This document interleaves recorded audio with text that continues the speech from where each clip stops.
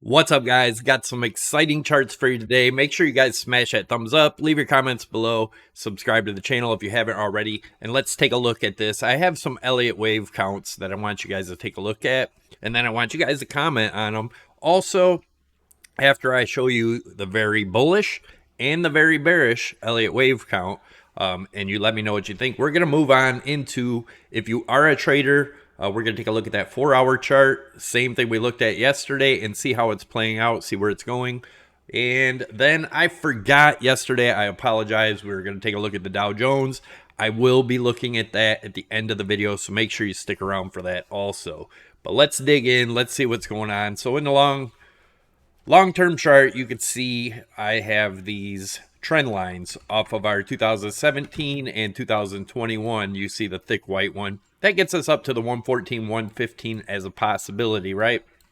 And then we have our 1.272 fib off of this move. Looking like we got rejected off the one-to-one extension, but if we do get up to this range, I'd be around 112.7. But you guys know this is our support that has to hold for it to continue up. Once this is broken, I think that's it. That may be the end of this bull cycle, and now we are entering a major bear cycle. But we'll see what happens there. Also, I want to point out we are still riding along this daily RSI right here. We're below it now, but the daily hasn't closed. If we close below this, good chance that this is it. We continue down from here. Does that mean we go to zero? No. Pay attention. We're going to go over the charts. We're going to take a look. We're going to get some detailed targets, right? As always on this channel. But let's get into it. So this is looking at a finished 5-wave Elliott wave count, right?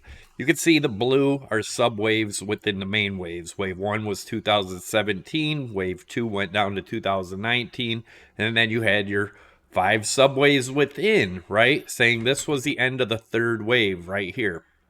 And then we had wave 4 down and then our continuation up. So this would be the 5th wave. The only problem with this is wave 4 shouldn't go below wave 1. Could that, be shifted and change it a little bit? Possibly. But according to Elliott wave rules, that this could not be. So let's take a look at the bullish count, right? If we look at the same chart, you can see I put the fibs on here just to get us some ranges to look for. That would show this as one big wave 1, right?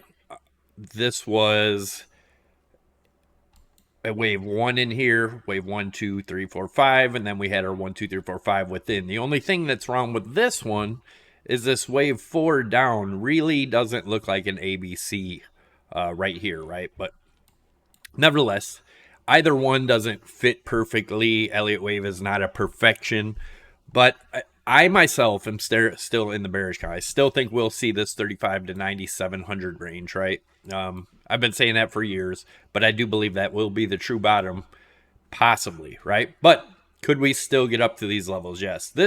If this is the case, right? This was wave 1, 2, 3, 4, 5 in the subwave count. Wave 3 should get us to around the 127 if we're going to look at this as a big 5-wave Elliott wave structure, right? And then wave 4 could get us all the way back down to, now this ranges anywhere from, 28 all the way up to 79 where the 4th wave could go. But taking a safe bet on the 0.5 fib would be around 64, and then a continuation up to anywhere from 139 to 153 I would be looking for a wave 5, unless that was an extended 5th wave and it really just shot up crazy, which is a possibility if that was to happen. But I did want to give you a bullish case scenario.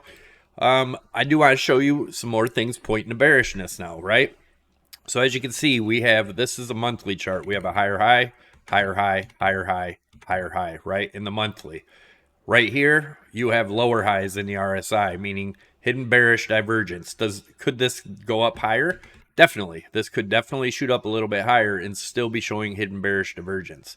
But as of right now, unless this high right here in the RSI, if it goes up above that, and on the monthly it's around 91.76, if this RSI hits above that, that will erase the hidden bearish divergence. But let's take a look at it on the weekly before we get into the smaller time frames. right here. So on the weekly, you can see the same thing. Let me get that trend line out of the way, right? On the weekly, you can see the same thing. We had our lower high in the RSI, higher high in the price action, right? Bearish divergence. Same thing here. Lower high in the RSI, higher high in the price action. Hidden bearish divergence. Be careful, be cautious here, guys. I do think there is a good possibility that that was it. We also had that here, too, some confirmation. We had exaggerated divergence between these two peaks, right? RSI was level. These two peaks were way off, and that was super bearish. So, again, be careful, be cautious here. If you guys are interested in trading, I have two exchanges to offer you. Prime XBT, which is my #1 exchange. You can trade crypto, Forex, gold, silver, oil, S&P, Dow Jones, everything all from one exchange. You can use my link down below. That'll bring you to this. You can get up to a $7,000 bonus. Also, we have BitUnix, link down below. Deposit 100, they give you another 100. Try it out. That one you do not need a VPN, nor do you need KYC. So if you are the no KYC crowd, that would be the ticket for you. So anyways, looking at what we were talking about yesterday, right? So if we do break below this trend line here, which is going to line up with our 0.618 a golden pocket zone. So if that's broken, where do we head from there? Obviously, we have our 200 EMA right here, and that's around 92, depending, right? We talked about this yesterday. Let's just put some targets on here. Let me get this in here. So here would be your first target, which we already hit over here, right? That 92. That would be putting you in the 4-hour, just lining up with, let me get the RSI off there, lining up with the 0.786 fib, right? Now, the other thing we're going to do here, that's looking at this as a possible wave 1, wave 2, then this is wave 1, 2, 3, looking for 4, 5, right? That would get us to 5. That would get us 5th wave. Anyways, let's get a measured move here, and then I'll give you a couple more counts, and then we will take a look at the Dow Jones. All right, let's take a look. So if we fall to the downside and break that trend line, right, here's another target you could look for. And funny thing is that gets you right to the 1.618, which could make that a wave 3, and I will explain in a minute. If you guys aren't familiar with Elliott Wave, it's a good tool. It's obviously not predicting the future, but it's a great tool. If you learn how to use it correctly, it can give you good trade signals, right? So what this would suggest right here is this being a wave. Let me put your wave count on here. This being a wave 1 right here, right? Wave 2, wave 3, then we'd get a wave 4 as long as it didn't break this wave 1, which is at 92. Let's put it all the way up here, right? Usually if you have a deep correction in 2, you have a shallow correction in 4. So let's make it a shallow correction somewhere around right here, right? And then you would get a 5th wave down, getting you to that 70-some range. But remember, I had said, if we do break below that 91, things are going to get ugly, in my opinion. Looking at that bigger trend line that we took a look at back here, right?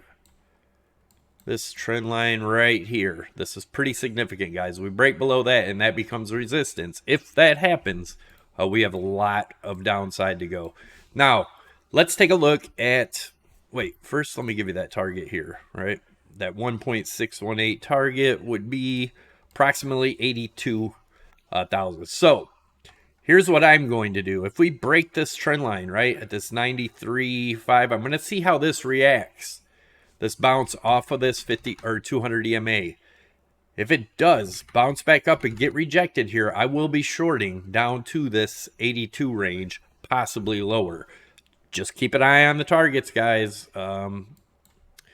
Yeah, we'll see what happens. I do believe there is a good possibility this happens. Now, what's the bullish case here? The bullish case is if we break up and break past this trend line, which would have to get up above 100 again, right? If we break above 100 again, we could be going up to anywhere from this 107 all the way to that 112 range. That 112 range keeps showing up on a lot of our targets. So these are areas to watch. So let me put these in here, right? If we break this trend line here, let's say 100K, right? If we break that 100K again, right, I'd look for 107 to 208. Now, if we break down past here, put this target in for you, right? 93, let's say we break 93, right? I would be looking for this 82. We'll see what happens, guys. Be careful, be cautious. Now, let's take a look at that Dow Jones that I had forgot about. So this is what we've been looking at as a ending fifth wave diagonal, right?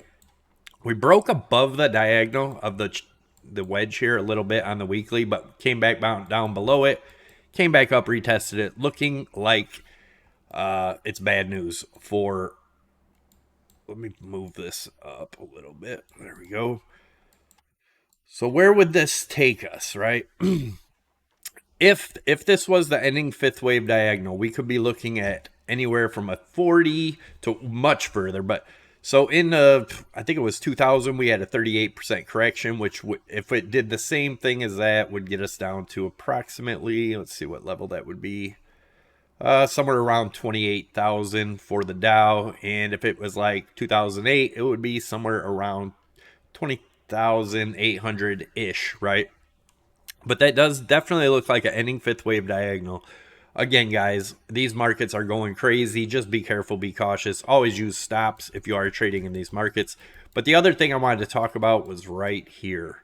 Now, I'm going to show you something else once we talk about this, right? The 1929 Great Depression style crash, which I do believe is a good possibility. If you could look at the market structure here, you had your high, your lower high, your higher high, your lower low, your big, huge run up, just like we had back here, and then a massive, massive crash. And if you don't think this can happen, just look around at what's going on in the world today or what they're telling us is going on.